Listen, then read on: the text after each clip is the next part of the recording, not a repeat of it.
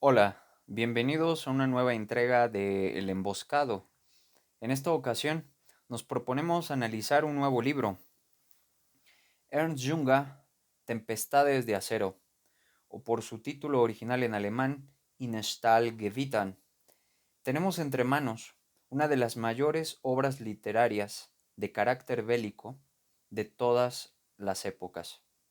Es un relato muy duro, muy bien escrito, eh, que le ofrece al lector instructivas lecciones de vida. Es un libro muy impresionante, así que quédense al final del video porque vamos a estar analizando esta obra desde cuatro puntos esenciales de análisis. El primero, la guerra como experiencia interior, es decir, la experiencia bélica en su dimensión trascendente y metafísica. Después vamos a analizar, a hacer un breve acercamiento a la figura simbólica del soldado desconocido, que está implícita en esta primera obra de Ernst Junger. Vamos a tocar un poco el tema de la destrucción de las formas tradicionales de la guerra, consecuencia del progreso técnico aplicado a los medios de exterminio bélicos. Y finalmente ofreceremos una breve visión retrospectiva de Ernst Junger acerca de su experiencia en la guerra. ¿Quién fue Ernst Junger?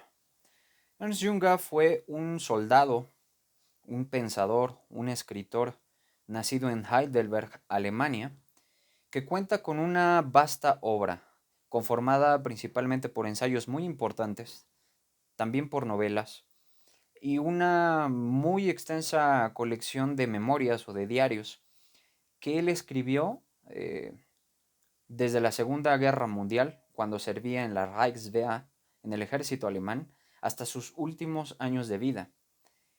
Ernst Junger vivió 103 años, muere en Billflingen, Alemania. Entonces es una persona que tiene una experiencia vital tremenda. Vivió las dos guerras mundiales y desde ese punto de vista podemos comprender qué tipo de autor y el efecto que esas experiencias en la guerra pudieron haber tenido en toda su obra. Como ustedes saben, Ernst Junger fue herido en múltiples ocasiones en la Primera Guerra Mundial. De todas ellas logró sobrevivir. Eh, Fue condecorado con la Medalla al Mérito de la Casa Real de Hohenzollern. Esta condecoración era otorgada por la valentía demostrada en el campo de batalla, incluso a riesgo de perder la vida. Junger publica Tempestades de Acero en 1920. A partir de ese momento cosecha un prestigio personal y literario por la narración que hace de su experiencia durante 4 años en las trincheras de la Primera Guerra Mundial.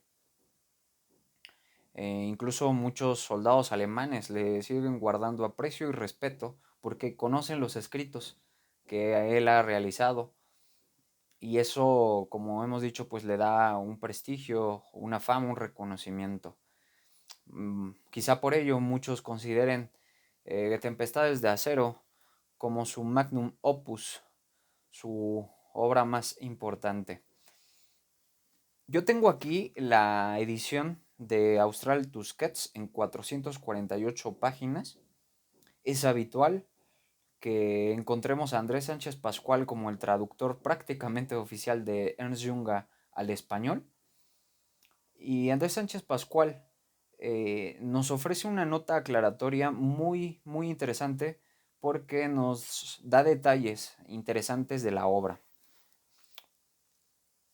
El traductor nos dice lo siguiente, quiero compartírselos. Para muchos millones de europeos constituyó esa guerra un acontecimiento central en sus vidas. Para la generación de Yunga, fue no solo un suceso capital, sino el verdadero cimiento de sus existencias.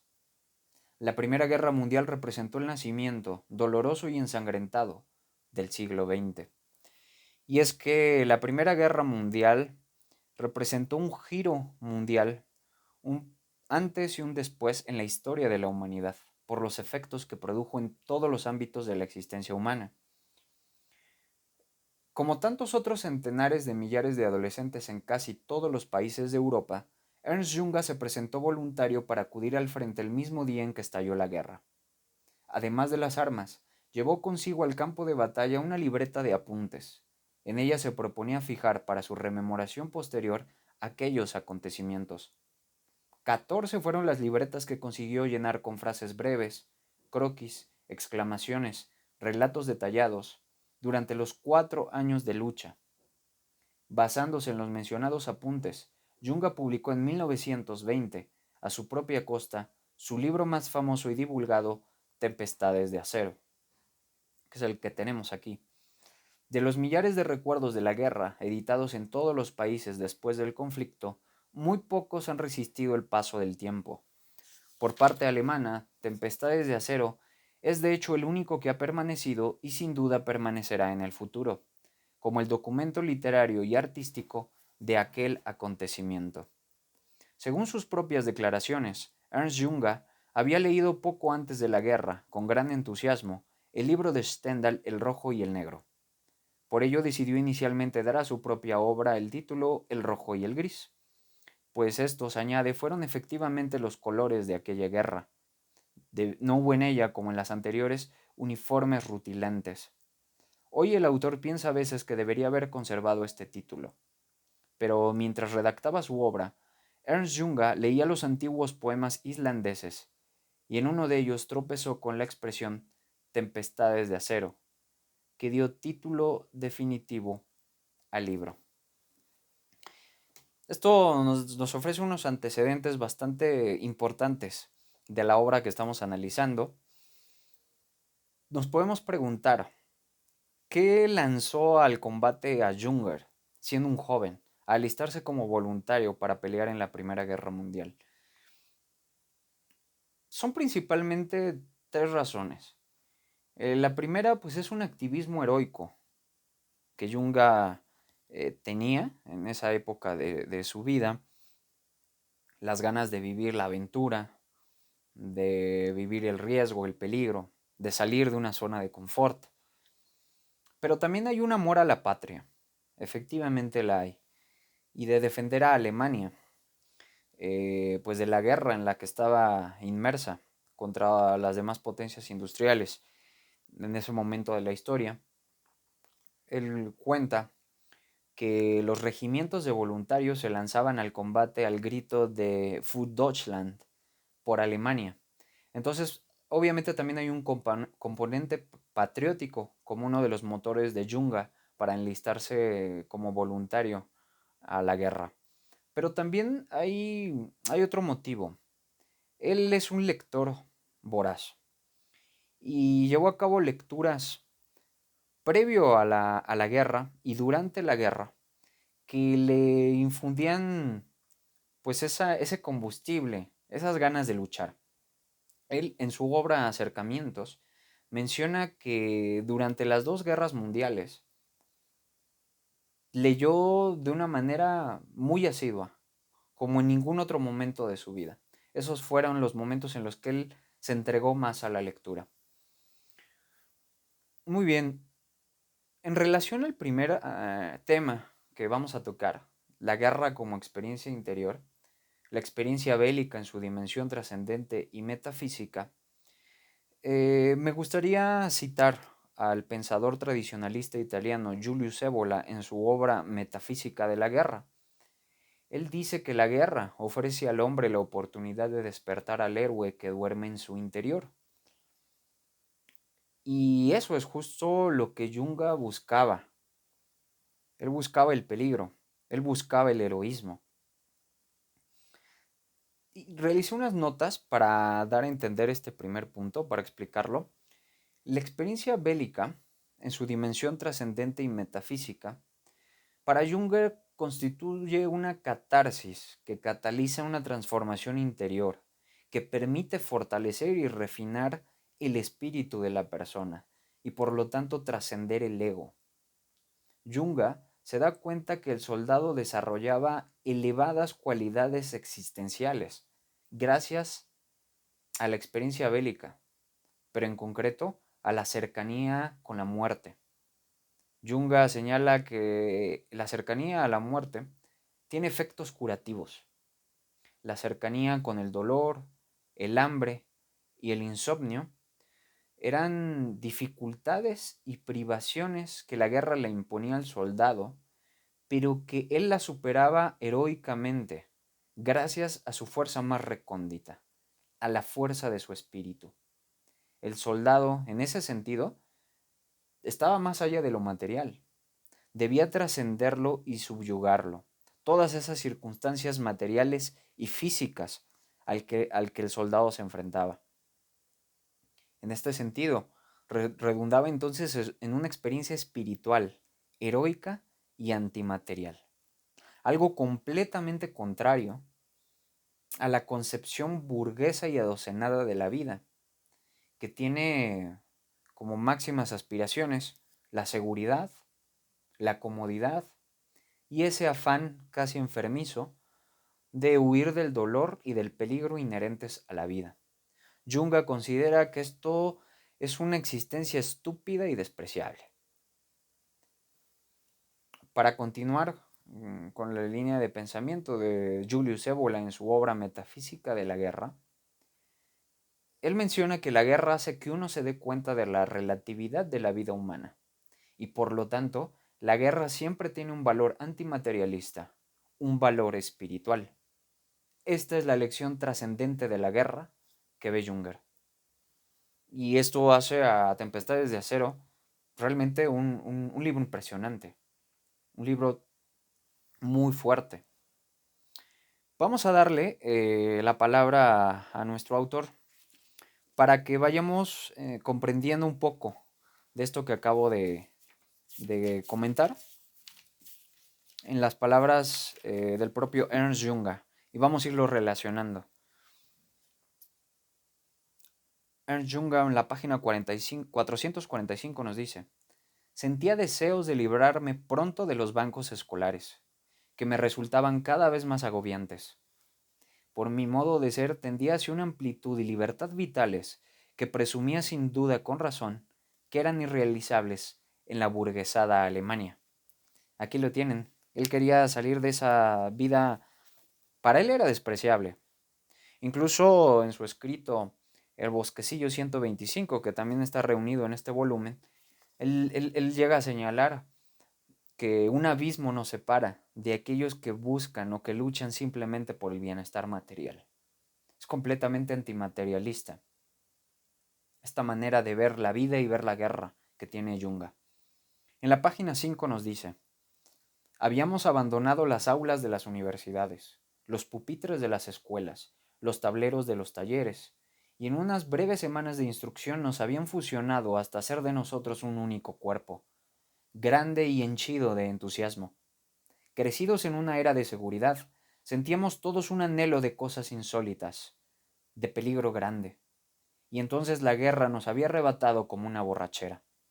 Habíamos partido hacia el frente bajo una lluvia de flores, en una embriagada atmósfera de rosas y sangre. Ella, la guerra, en la que había de aportarnos aquello. Las cosas grandes, fuertes, espléndidas. La guerra nos parecía un lance viril, un alegre concurso de tiros celebrado sobre floridas praderas, en que la sangre era el rocío. Kein schöner Tod ist auf der Welt. No hay en el mundo muerte más bella, dice Junga. Más adelante, en la página 35, sigue expresando, y este es el elemento patriótico del que hablábamos en un inicio. El tren nos condujo a Heidelberg, a la vista de las colinas del Neckar, que estaban coronadas de cerezos en flor. Experimenté un intenso sentimiento de amor a la patria. Qué bello era aquel país, y cómo merecía que por él derramásemos la sangre y diéramos la vida.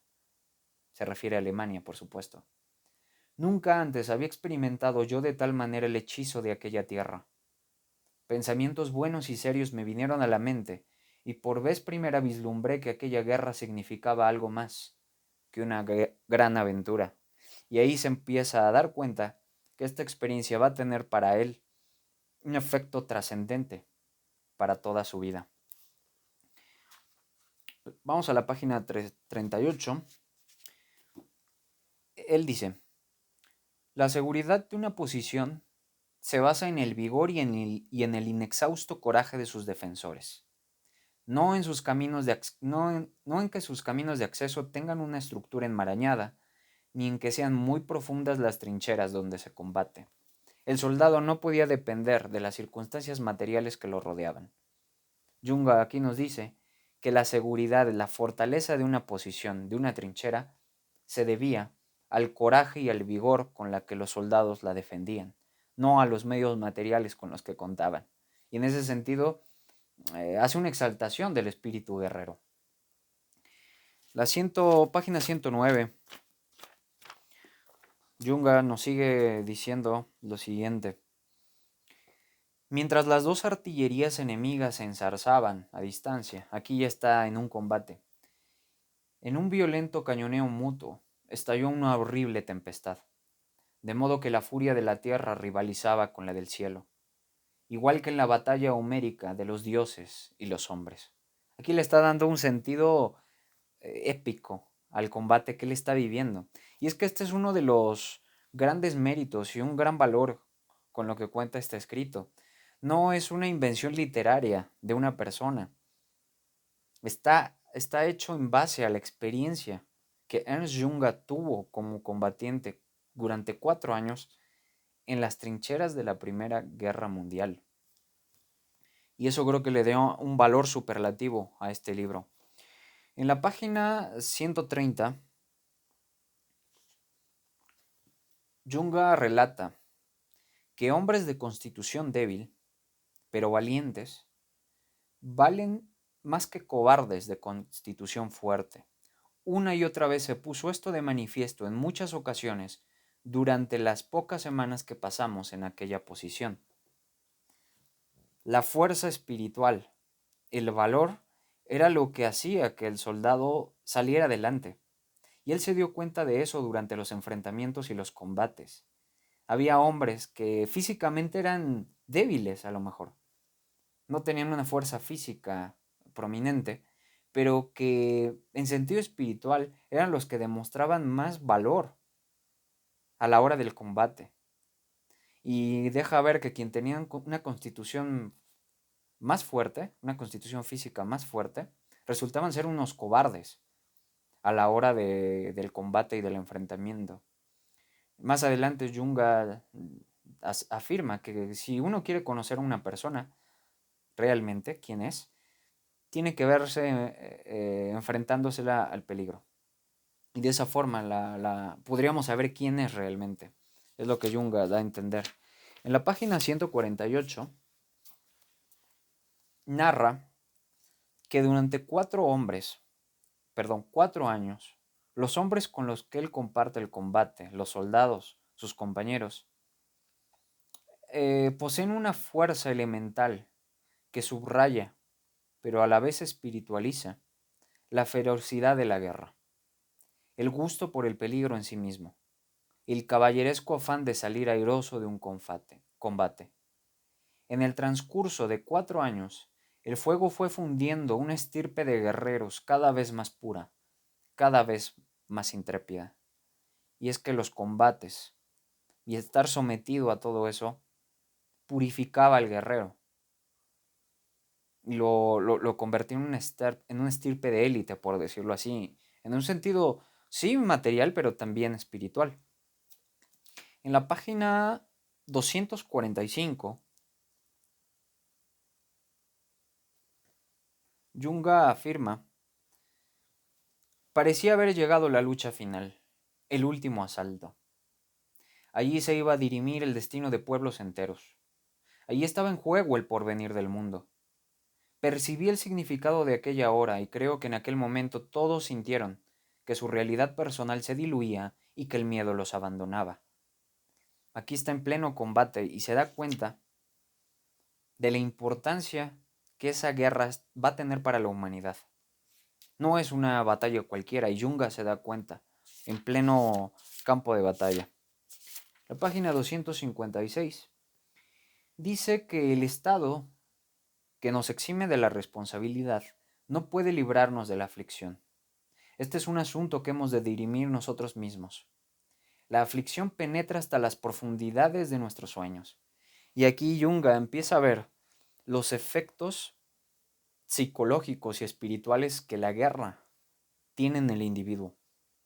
En la página 271 nos dice en este sentido: la gran batalla significó una línea divisoria también en mi interior.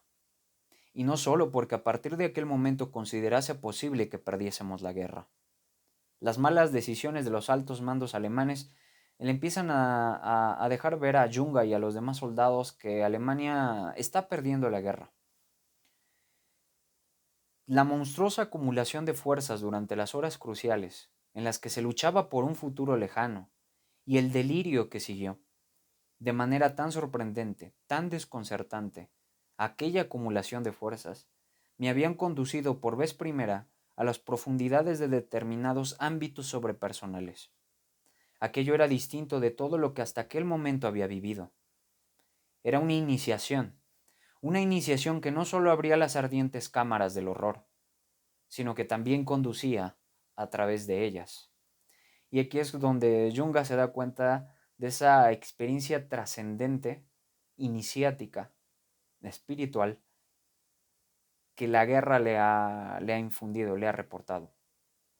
Y esto eh, sintetiza bien la idea que manejábamos en un inicio del video, la experiencia bélica como una experiencia espiritual trascendente, de carácter metafísico. En este sentido, Junga afirma que nuestra época ha erigido 4 figuras simbólicas. La primera de ellas, el soldado desconocido, que encontramos en su primera obra, Tempestades de Acero. Después vendría la figura del trabajador, que se analiza en su ensayo El Trabajador. La figura del emboscado en su ensayo de la emboscadura. Y más tarde en su novela Eumesville, la figura de la narca. Vamos a centrarnos en la figura simbólica implícita en la primera obra de Ernst Junga, Tempestades de Acero, que es la figura del soldado desconocido. Es una figura simbólica de heroísmo y de sacrificio. Él mismo nos da una clave para comprender a qué nos referimos con esta figura. En la página 442, Tempestades de Acero, él dice lo siguiente: el horizonte de los embudos y de las trincheras es un horizonte estrecho. Su alcance no es mayor que el de una granada de mano. Lo que uno ve allí se le queda bien grabado. Contra ese fondo horrible se yergue el combatiente, el hombre sencillo, anónimo, sobre el cual gravitan el peso y el destino del mundo. En los bordes de fuego situados más allá de todo límite procrea ese hombre. En la noche solitaria procrean el hombre y la tierra. Yo he visto su rostro bajo el brillante borde del casco, cuando la muerte se alzaba amenazadora ante él. Lo he visto caer muerto. Su imagen y su legado permanecen en mi corazón. Y este es el soldado desconocido. Una figura simbólica que se ve encarnada en todos aquellos combatientes caídos, pero también civiles, que demostraron sacrificio, demostraron entrega por un fin o un propósito superior. Y esta es otra de las lecciones que también ve Junga de primera mano en su experiencia en la guerra. Durante su servicio en la Reichswehr, durante la Segunda Guerra Mundial, como capitán en el ejército alemán, él se va dando cuenta y desencantando de la guerra y lo ve como un medio inútil y que no lleva a nada para lograr la paz.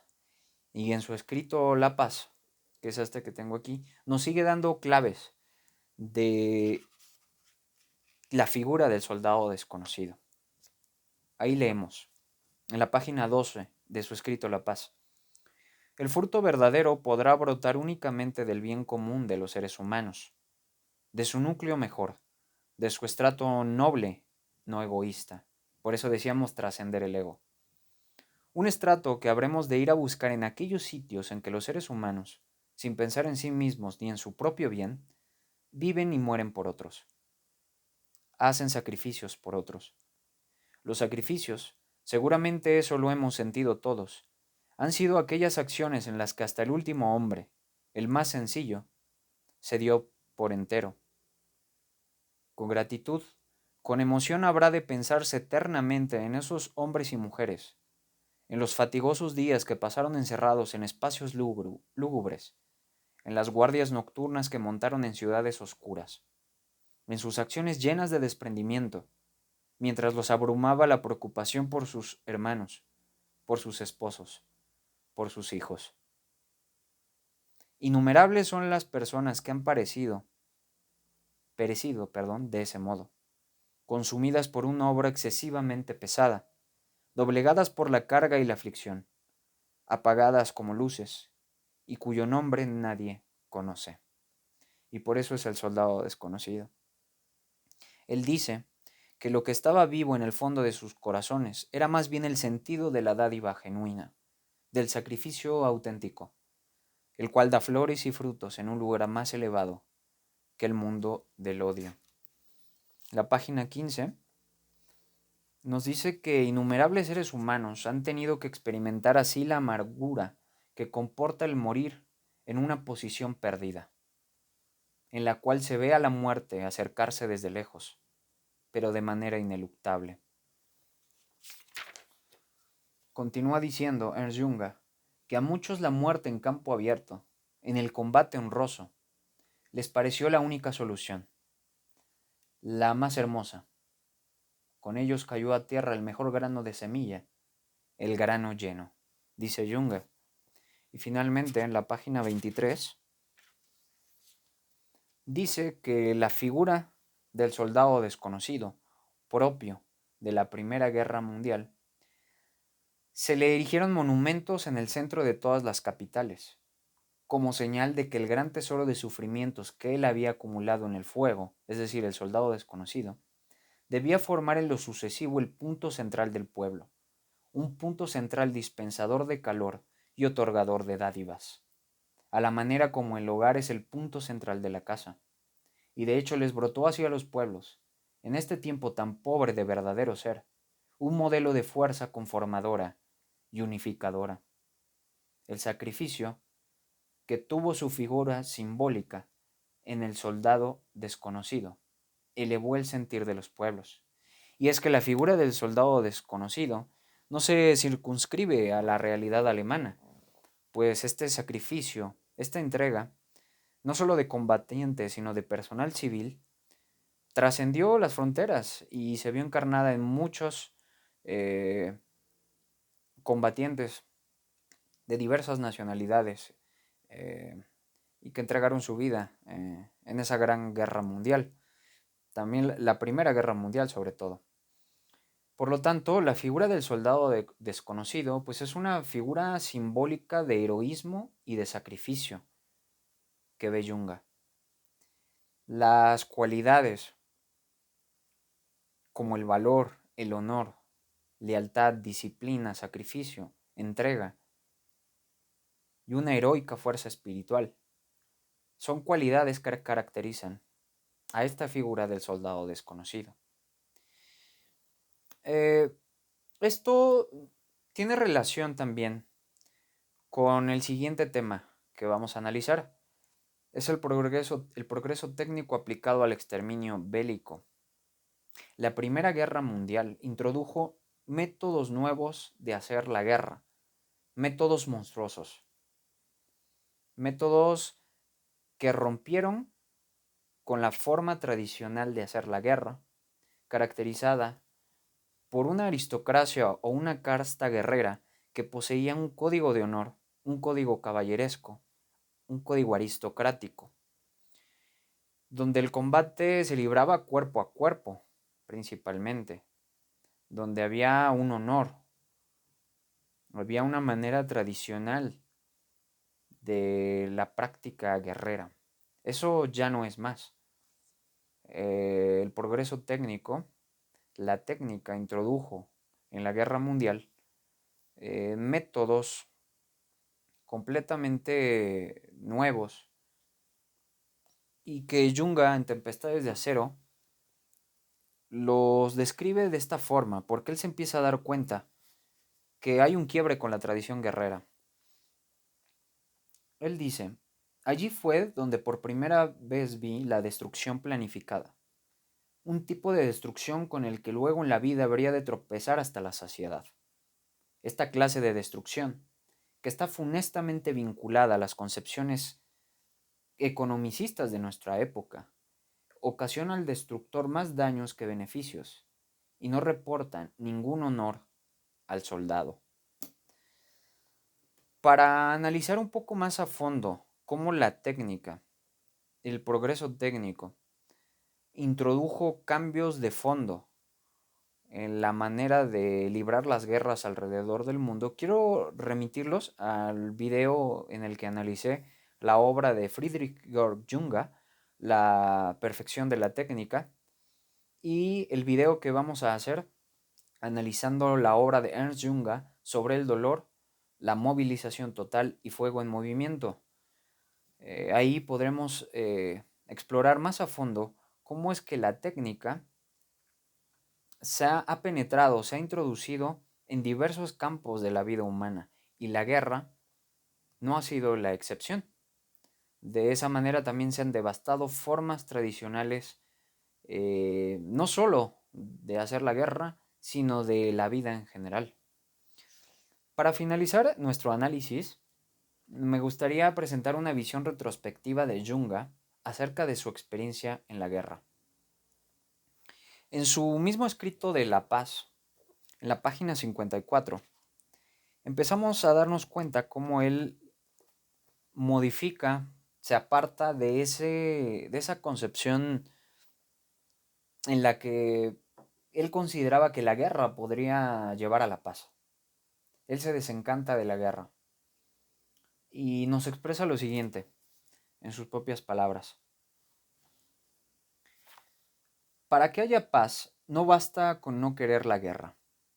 La paz auténtica supone coraje, un coraje superior al que se necesita en la guerra. Es una expresión de trabajo espiritual, de poder espiritual.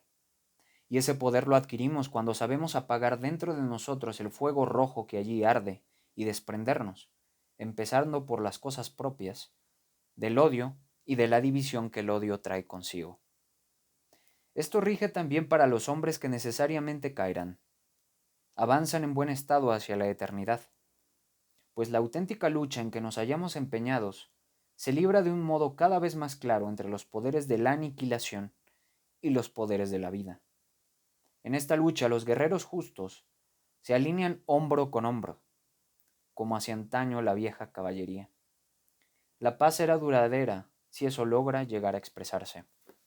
Esto tiene que ver con lo que mencionábamos del la antigua tradición guerrera, un código caballeresco. Y Junger se da cuenta que la técnica y el progreso cambiaron por completo eso y ahora hacen del soldado un mero ejecutor de la técnica. Ya no es un guerrero, ya no es un caballero, por decirlo así. Ya es un simple engranaje en una máquina gigantesca de hacer la guerra. Y eso también poco a poco con el paso de los años, quien conoce la obra de Junga, va dejándole ver que la guerra pues no le reporta nada a la humanidad. Y como dijimos antes, es como un desencanto para él, de su propia experiencia en la guerra. Entonces, para años finales de su vida, Franco Volpi y Julien Hervier le hacen una serie de entrevistas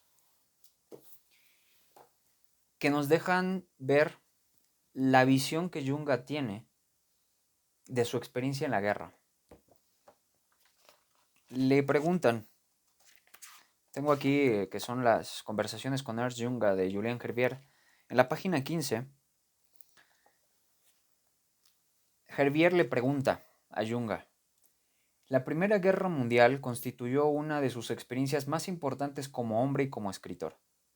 ¿Qué siente cuando piensa en el joven teniente cubierto de gloria y de heridas? ¿Qué era usted entonces? Junga reacciona y contesta: mi reacción es muy compleja. En todo caso, no diría nunca que estaba completamente equivocado. Al contrario, hay que ser capaz de respetar la propia historia. Experimento por ese joven una verdadera simpatía, aunque me siento muy lejos de él.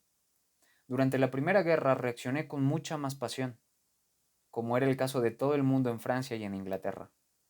También, todos los jóvenes eran presa de emociones violentas. ¿Por qué tendría que tomar distancia a cualquier precio? Sería horrible insistir hoy en el hecho de que ese entusiasmo no condujo a nada. Lo sé perfectamente, pero todavía tengo deseos de palmear en la espalda a esos jóvenes. Y esto nos ayuda a conocer un poco qué es lo que piensa prácticamente Jungar después de décadas enteras de su experiencia en las guerras. En esta obra, Los Titanes Venideros, Franco Volpi, en la página 23, le hace una pregunta muy interesante a Ernst Junga. Estas ya son entrevistas que se le hacen a Junga prácticamente los años previos a su muerte. Le preguntan: hemos mencionado la guerra, un tema tratado sobre todo en su primera producción escrita, Tempestades de Acero. ¿Qué efecto le causa hoy por hoy volver a pensar en ese asunto? Junga responde: ante todo quiero precisar una cosa. Para mí, el verdadero gran motivo de interés ha sido la técnica, cuya potencia se ha manifestado de manera impresionante en la Guerra Mundial de 1914 a 1918, la Primera Guerra de Materiales. Se trató de un conflicto profundamente distinto de todos los anteriores, porque el choque no se produjo solamente entre ejércitos, sino entre potencias industriales. Ante aquel escenario, mi visión de la guerra asumió la forma de un activismo heroico. Naturalmente, no se trataba de simple militarismo, porque siempre, también en aquel entonces, he concebido mi vida como la vida de un lector antes que como la de un soldado. ¿En qué sentido?, le preguntan. En el sentido de que fue sobre todo la lectura de algunos libros lo que me ofreció motivos para la acción. Para mí, el heroísmo nacía más de una experiencia literaria que de una efectiva y concreta posibilidad de vida. Y era lo que comentábamos, cómo las obras literarias que Junger lee antes y durante la Primera Guerra Mundial le infundían ese heroísmo, esas ganas de combatir en la guerra. Finalmente le hacen una pregunta. Mientras tanto, para destacar algunos aspectos biográficos, hay que decir que ha sido usted considerado un héroe de la Gran Guerra, la Primera Guerra Mundial. Herido reiteradas veces y posteriormente premiado con la máxima condecoración, la Ordre pour le Mérite, Junger le responde a esto. Me llevó al heroísmo la lectura del Orlando Furioso de Ariosto. Aquellas palabras, aquellas rimas leídas durante las pausas, entre un combate y otro, fueron las que me motivaron. No así la retórica y la ideología bélicas. Y aquí deja ya muy claro cómo la etapa final de su vida, Junga, se ha apartado de alguna forma de esa primera actitud que tuvo de muy joven acerca de la guerra y que nos deja ver cómo antes que un soldado, Junga fue un lector, un pensador, un escritor y un guerrero y un aristócrata de espíritu. Espero que este análisis les haya gustado. Si es así, por favor compártanlo, denle like al video y suscríbanse al canal porque vamos a estar analizando con mucha frecuencia más obras de Ernst Junga. Esto ha sido una entrega más del Emboscado. Muchas gracias por llegar hasta esta parte del video y pues hasta la próxima.